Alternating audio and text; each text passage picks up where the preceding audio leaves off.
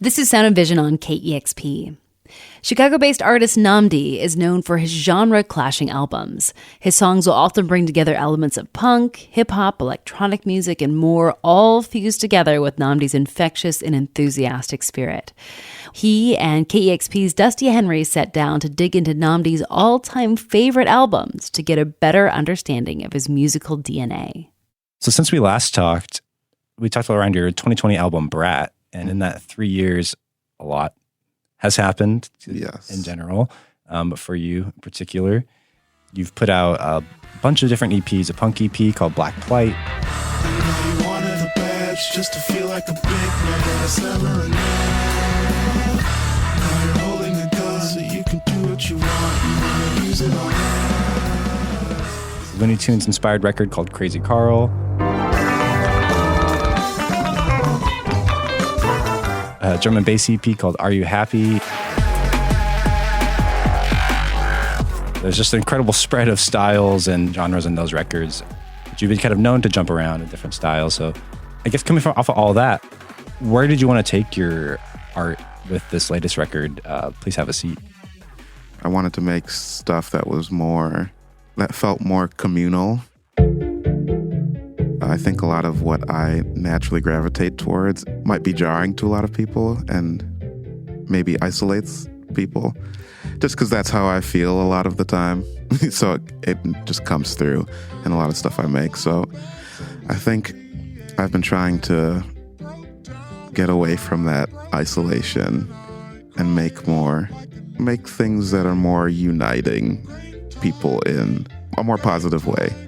Just like kind of uniting people in art rather than like splitting it apart into different groups, which I think both can be cool. I love making like super abrasive stuff that's like isolating and weird, and stuff that's just for a certain group of people, you know, like I feel like there's beauty in all of it. But this past record, I was thinking about how to get my point across in the quickest way possible.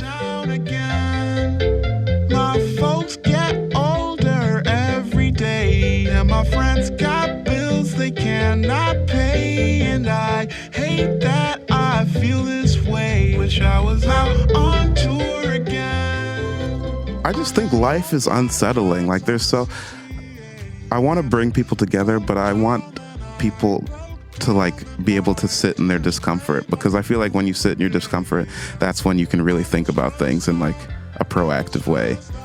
Like if everything's just easy for you, you're not gonna have a big influence. You're not gonna do things that are outside of the norm if you're always comfortable, you know? So I think people should just embrace feeling uncomfortable, because that's where like big change comes from.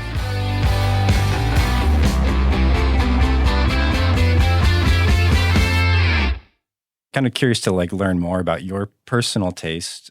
So before we got together, I asked you to send over a list of some of your favorite records. It was so hard. I have so many favorite records. Well, the first album you had on the list was Mars Volta's Francis the Mute, which I'm very excited to see.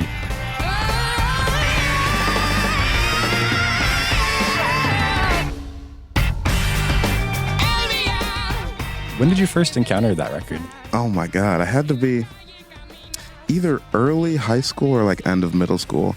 I put it on in my room, and I remember I had the lights off, and I was like about to turn the lights on, and then like the song came in, and I was like, oh my God. And I just laid in my bed in the dark and like listened to the album all the way through and had like a spiritual experience. I was just like, I didn't know that you could do any of this. Like I had so many questions after. I'm a drummer, so like when I heard that album, like a lot of what I was focusing on were the drums, and that made me go on a very deep dive to be like, who played drums on this? What? Who are these people? Changed my life for sure. Like, absolutely changed my life.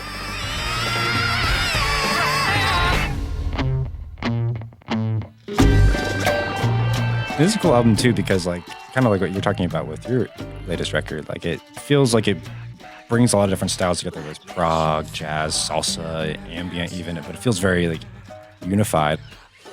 Yeah, it's beautiful. Beautiful chaos. Yeah. And so next on your list was kind of go in the opposite direction was Molly Drake's I Remember. Yeah. We tramped the open moorland in the rainy April weather. That whole record, I remember putting it on, and just the crackle of like the old timey recordings, that was just immediately warmed my soul. But the lyrics on that is what I love the most. There's a line where she's at the end of the song, I remember, where she says, I thought that we were we, but we were you and me. When I had thought that we were we, but we were you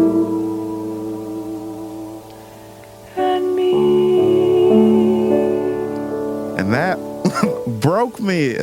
That whole song is about how she's with a person and they're together, and the both time they're having two opposite experiences. Like she's having such a good time and like being positive, and the person she's with only sees like the dark negative things about what's going on. And she's like, we were never like really together because you're always kind of in your darkness. And yeah, it's so good. It's such a good record. And I think that whole record spoke to me because I think I do that sometimes where I'm not fully present, which is a lot of what my new record is about, is trying to acknowledge moments where I was present and just like appreciate them. So I think that's why that record resonates with me a lot. Just mostly that song. Next up on your list was Busta Rhymes' apocalyptic album Extinction Level Let's Event. go. Yeah.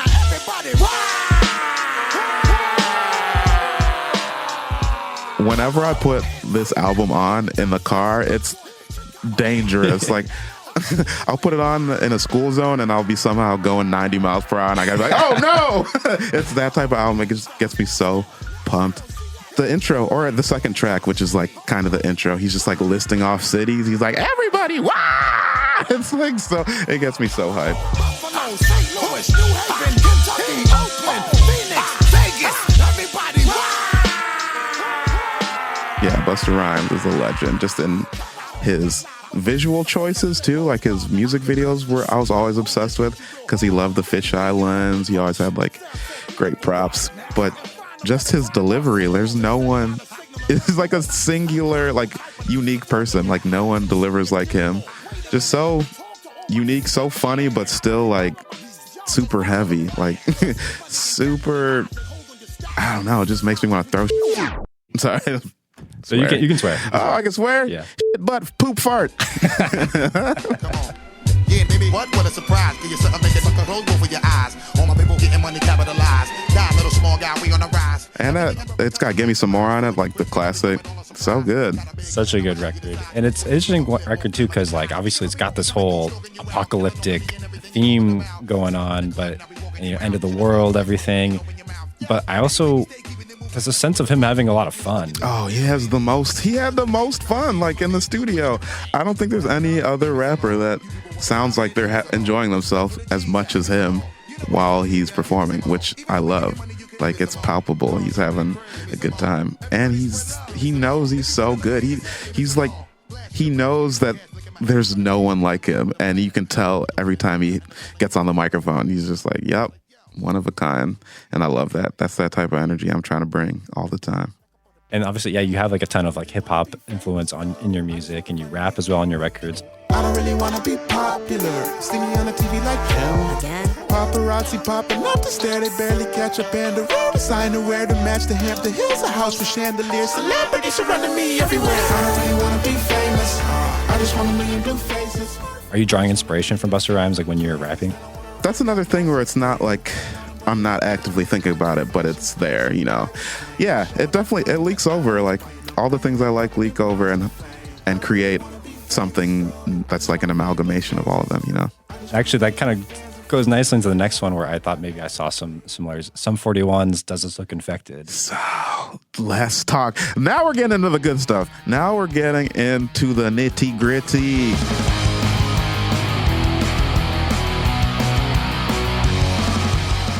This album is probably my favorite album for a few reasons. when I started learning drums, obviously you're not going to be able to play all of the freaky stuff. You're going to want to play like these regular beats, like play D-beat, punk beats is like the first couple things people learn.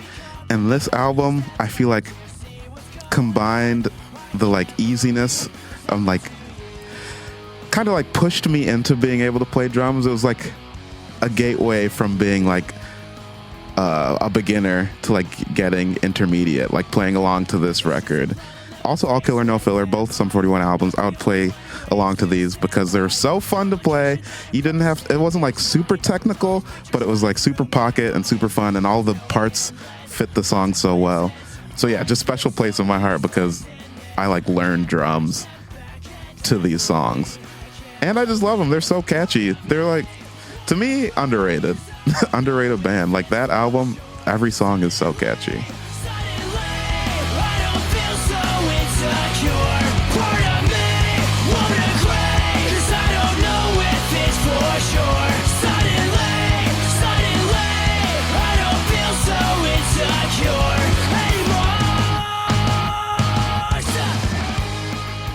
Yeah, it'd been like a minute. I think we're probably about like the same age or close to. And like, I remember this was a monumental record of like youth. I hadn't listened to it in a long time. I threw it on this morning. Oh my God, it holds up. It holds up. Yeah. It's still so good. And I know there's like a lot of overlap with like hip hop people trying to do pop punk, and a lot of it sounds super like processed and cheesy. But then you go listen to this, there's still like the element of cheese, but it's like so, it's so organic, like it's so organically cheesy, and they shred. It's heavy too. It's like super heavy. The recordings sound great. It's dope. I love it. Yeah. Unashamed, one of my favorite albums of all time for sure. Let's keep going through these. Another classic record, Lauryn Hill's Miseducation of Lauryn Hill. Classic. The album was always on the radio. They were always playing the hits. You know, the one. That Thing, classic.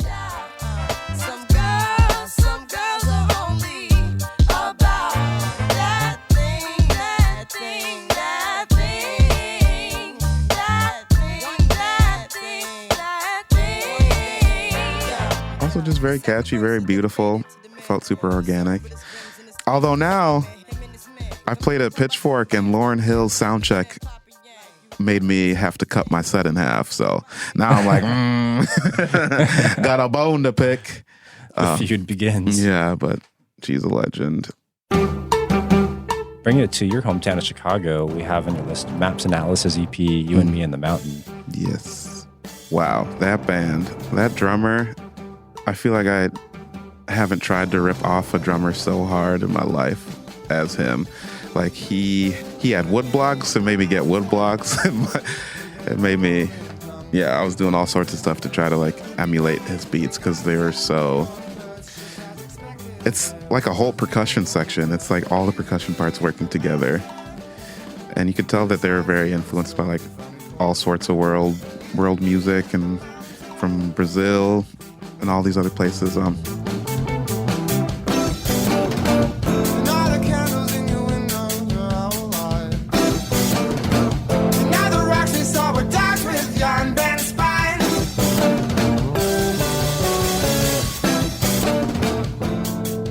don't know. I just love the catchy songs. I love when a band can be catchy and weird at the same time.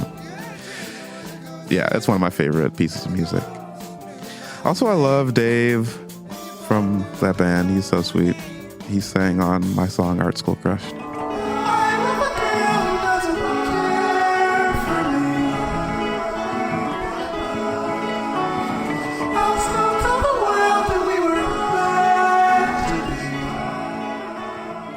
Next on your list was Queens of the Stone Age, Songs for the Deaf. Yes.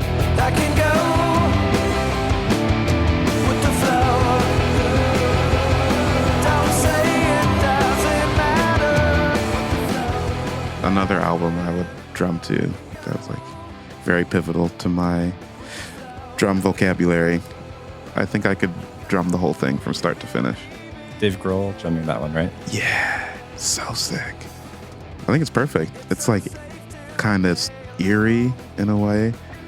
I think Josh Ohm's voice is incredible. Made me want to play guitar too. So, yeah, incredible album. Love that. And it's, that record has like kind of a concept record with the radio station theme. Like, is that something? Yeah, like I didn't even think about that, but yeah, it's got the channels changing through it, which I do a little bit on Please Have a Seat. I wasn't thinking about that, but could have been deep in that brain. Yeah, all these records, it's in your DNA now. It is. It really is in my DNA. But yeah, that record, I want everyone to just listen to it all the way through. It feels so good. It's one of my favorite driving records. If I'm driving and the road is open, it feels good. It feels real good to listen to.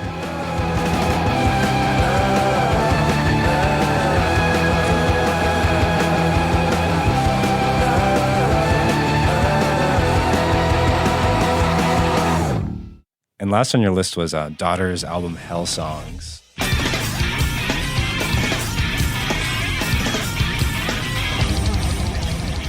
Tell me a bit about this one. Jesus Christ. This band, Daughters, is like one of the most unique hardcore bands of all time. The guitars just sound like large mosquitoes being tickled or something.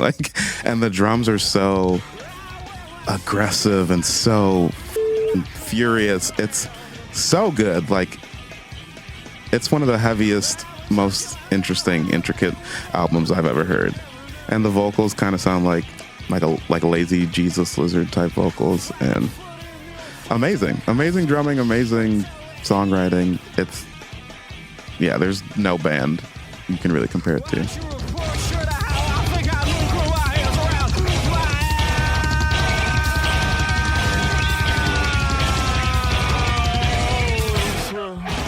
This has been great. Just cool to, I love your music, and just always trying to pinpoint where is this part coming from, and this is a great set of records to try to attempt to get into your brain. I think so. I think, yeah, if anybody wants to get a little glimpse, I feel like these are good ones to listen to. Well, thank you, NNAMDI. I appreciate you making the time. Thank you for having me. This is really fun. Yeah. Appreciate you.